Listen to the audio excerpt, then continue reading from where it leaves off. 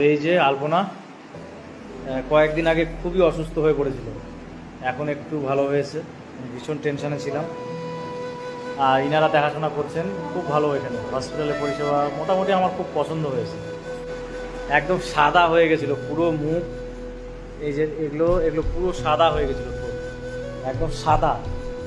তো এতটা যে পরিস্থিতি ওর এরকম হয়ে গেছিলো আমরা বুঝতেই পারিনি।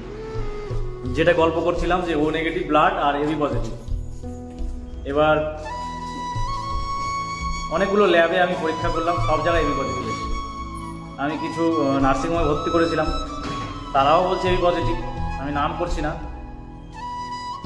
তারপর হসপিটালে গেলাম, সেখানেও বলছে এবি পজিটিভ।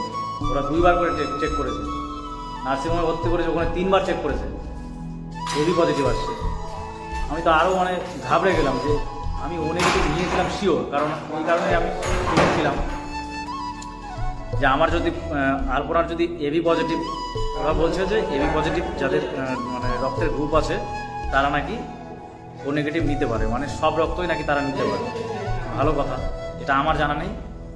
আর গত 10 বছর আগে ওরকম চলতো, কিন্তু বর্তমানে 4-5 বছর আগে থেকে এরকম চলে না। যেটা যার গ্রুপ সেই গ্রুপের রক্তই তাকে দিতে হয়। গেল। তো আমি ভাবছি যে আমি আলপনার রক্ত এই টাইমে ব্লাড ওর শরীরে দিব না।